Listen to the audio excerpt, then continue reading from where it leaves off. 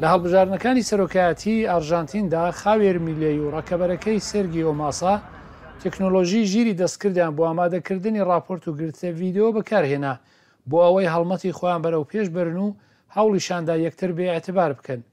لە دەمێکدا میلەی نەخشی خۆی وەک سەرۆک دەست پێ دەکات زیاتر لە 40 وڵات هەڵبژاردن بەڕێوە دەبن کە هێندێکیان گەلێک گرنگن لەوان پاکستان، مێکزیک و ویلایەتە یەکگرتووەکانی ئەمریکا.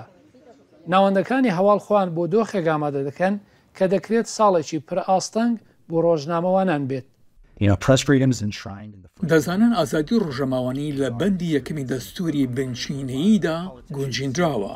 بەڵام ێستا دۆخێکی سیاسی ئەزمون دەکەین کە وێ دەچێت گەلێک لە سیاسەتمەداران بایەخی میدیایەکی سربەخۆ ڕۆژنامەگەری وەک ناوەندیەکی سربەخۆ بخەنە ژێر پرسیار. دوایین هەڵبژارنەکانی سەرۆکایەتی ئەمریکا یەکێک لە هەرە ڕووداوە پڕئاژاوەکان بۆ میدیا لە ویلایەتە یەکگرتووەکاندا بوو کە لەو ماوەیەدا هێرش کرایە سەرتیمی ڕۆژنامەوانان دەست بەسەر کران و هەڕەشیان لێکرا لە دەمێکدا خەڵکی ئەمریکا لە هەڵمەتەکاندا ناڕزایەتیان نیشان دەدا و خۆپێشاندانەکانی جەماوەری سەبارەت بە نادادپەروەری ڕەگەزی هاتنەکایەوە. هەر بۆیە هەرە ئاستەنگ لە هەڵبژارنەکانی 2024 لە ئەمریکادا بۆ میدیا زانیاریدانی بەهەڵە و مەسەلەی ئاسایش دەبێت. پرسی ئاسایشی هەم ئەو کەسە دەگرێتەوە کە راپۆرت لەسەر ڕێپەوانەکان و بۆنەکانی بە بژارکردن ئامادە دەکا کە بووەتە بابەتێکی قوڵتر و هەم پرسی ئاسایشی سەر ئینترنێت لە گۆڕێدایە.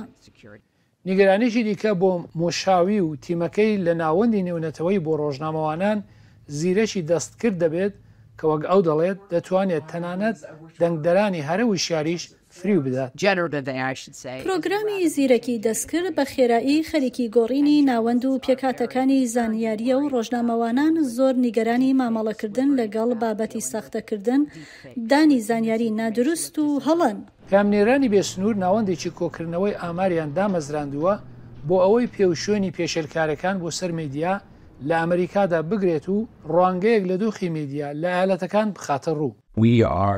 ئێمە ئێستا دەست بە پرۆژەیەک دەکەین کە تاقی بکەینەوە جیاوازیە گەورەکان بە دروستی چلۆنن و لەکوێن. بۆ نمونە ئەگەریەوە لە کالیفۆرنیا پەیامنێر بن داخوا چۆن ئەزمموی خۆتان لەگەڵ پەیامنێرە لە ئیالەتی داکۆتای باشوور بەراورد دەکەن.